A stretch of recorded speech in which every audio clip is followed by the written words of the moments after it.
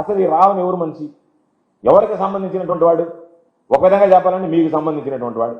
తెలుగుదేశం పార్టీలో చర్చ జరుగుతుంది, పవన్ కళ్యాణ్ ఎదిరించడానికి మీరు పెంచినటువంటి మొక్క రావణ అని చెప్పి ఒకసారి మీకే చూపిస్తా. ఈ రావణ ఆ రోజు నిజంగా వైఎస్ఆర్ కాంగ్రెస్ పార్టీకి సంబంధించినటువంటి వ్యక్తి అయితే మా మీద ఎన్ని రకాలైనటువంటి విమర్శలు చేశాడు జగన్మోహన్ రెడ్డి గారి మీద, వైఎస్ఆర్ కాంగ్రెస్ పార్టీ ప్రభుత్వం మీద. ఒకసారి మీరే చూడండి. జగన్ అన్న నీకు ప్రజలంటే అని చెప్పి మా మీద ఒక విమర్శ పెట్టాడు. మరొకటి ఉద్యోగులకు జగన్ అన్న రాడ్లు అని చెప్పి పెట్టాడు. వైఎస్ఆర్సీపీకి అల్జీమర్స్ అని చెప్పి పెట్టాడు. అంటే ఈయన మా మనిషి మీరు చెప్పేదాని ప్రకారం. ఎన్టీఆర్ హెల్త్ యూనివర్సిటీ పేరు మార్పు వెనక మాస్టర్ ప్లాన్ అని చెప్పి ఒకటి పెట్టాడు. ఆ తర్వాత పవన్ కళ్యాణ్ పెళ్లితో నీకొచ్చిన నొప్పేంటి జగన్ అన్న అని చెప్పి పవన్ కళ్యాణ్ సమర్థిస్తా, జగన్మోహన్ రెడ్డి గారిని విమర్శిస్తా ఒక ట్వీట్ పెట్టాడు. ఆ తర్వాత పాపం మహానేత రాజశేఖర రెడ్డి గారు ఆయన చనిపోయినా కూడా నేను కన్న కల నా బిడ్డ పాలనలో నెరవేరిన వేళ అని చెప్పి ఆయన్ని కూడా వదిలిపెట్టకుండా దాని మీద ఒక ట్వీట్ పెట్టాడు. దాని మీద రాజశేఖర రెడ్డి గారి మీద చెప్పు బాబు నీ టాలెంట్ ఏంటి అని చెప్పి ఆయన మీద, పాపం కరణం ధర్మశ్రీ మీద రకరకాలైనటువంటి విమర్శలు చేస్తూ ఆయన పెట్టినటువంటి పోస్ట్ ఇది. చంద్రబాబు ఆయన బాలకృష్ణ సింహం అని చెప్తూ బాలకృష్ణ మీద పెట్టినటువంటి పోస్ట్ ఇది. బాలకృష్ణ పొగుడుతూ బాలకృష్ణ సింహం అని చెప్పి పెట్టినటువంటి పోస్టు. మోడీ గారితో టెలికాన్ఫరెన్స్ అంటే ఎందుకు అనుకున్నాను, ఎందుకు అని చెప్పి జగన్మోహన్ రెడ్డి గారిని విమర్శిస్తూ ఆయన పెట్టినటువంటి మరొక పోస్టు.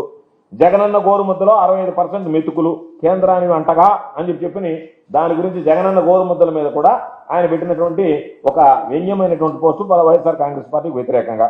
అదేవిధంగా ఈరోజు పాపం ఇంకొకటి పెట్టాడు లోకేష్ గురించి లైన్ అది ఇది పెట్టి ఆయన బట్ నాట్ జురాసిక్ పార్క్ అని చెప్పి ఆయన ఇచ్చినటువంటి లొకేషన్ పొగడతా పెట్టినటువంటి ఈ పోస్టు.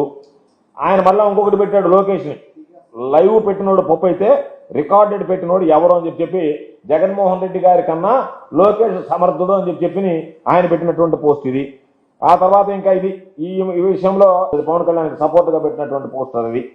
అదేవిధంగా ఈ పోస్టర్లు అన్ని కూడా జగన్మోహన్ రెడ్డి గారు మీరు ప్రతిపక్షంలో ఉన్నప్పుడు ఏం చేశారని చెప్పి డిఎస్సి నోటిఫికేషన్ మీద ఆ రోజు ఇచ్చినటువంటి డిఎస్సి నోటిఫికేషన్ విమర్శిస్తూ పెట్టినటువంటి పోస్ట్ అది. అదేవిధంగా ఆయన సిబిఐని లొకేషన్ నెత్తినేసుకుని వస్తూ వాళ్ళిద్దరిని పొగడతలతో ముంచెత్తూ పెట్టినటువంటి పోస్ట్ ఇది. ఆ తర్వాత రఘురామకృష్ణరాజుతో ఆయన ఇంటర్వ్యూ చేస్తూ పెట్టినటువంటి పోస్ట్ అది.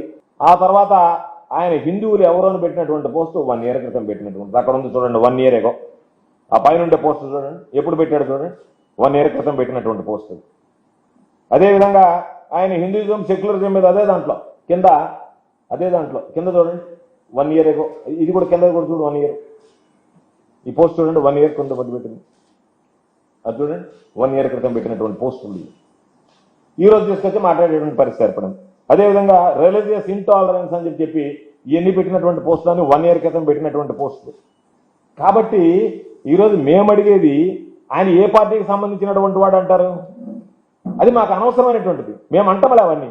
వైఎస్ఆర్ కాంగ్రెస్ పార్టీ కానీ మేము కానీ ఆ ప్రశ్న రావణ్ణి సమర్థించినటువంటి పరిస్థితి లేదు. మరలా చెప్తున్నాం, మేము ప్రశ్నిస్తున్నదల్లా వ్యవస్థలో చోటు చేసుకుంటున్నటువంటి సంఘటనలు, చంద్రబాబు నాయుడు పరిపాలన తీరు, రాజ్యాంగ ఉల్లంఘన, ఒక వ్యక్తుల మీద సంబంధిత సెక్షన్ నమోదు చేయకుండా మీ ఇష్టారాజ్యంగా టెర్రరైజ్ చేసేటువంటి విధంగా మమ్మల్ని ప్రశ్నిస్తే భవిష్యత్తులో మిమ్మల్ని జైలుకి పంపిస్తాం, దానికోసం మేము ఎంతకైనా తెగబడతాం, యూఏపీఏ లాంటి చట్టాలు మీ మీద ప్రయోగిస్తాం అని ఏదైతే మీరు ప్రజలకి ప్రశ్నించే వాడికి ప్రతిపక్షంలో ఉండేటువంటి మాకు ఒక సంకేతాలు పంపించేటువంటి ప్రయత్నం చేస్తున్నారో, ఈ ప్రభుత్వం అన్ని విధాల వైఫల్యం చెందినప్పుడు ఆ ప్రభుత్వాన్ని ప్రశ్నించడం మా బాధ్యత. కాబట్టి మీరు చేస్తున్నటువంటి రాజ్యాంగ ఉల్లంఘన మీద, మీరు చేస్తున్నటువంటి పొరపాట్ల మీద, మీ ప్రభుత్వం అనుసరిస్తున్నటువంటి విధానాల మీద మేము ప్రశ్నిస్తున్నాం తప్ప మేమేదో ఒకరికి మద్దతు పలకడమో ఒకరికి వత్తాసు పలకాల్సినటువంటి అవసరం ఏ రోజు కూడా వైఎస్ఆర్ కాంగ్రెస్ పార్టీకి లేదు.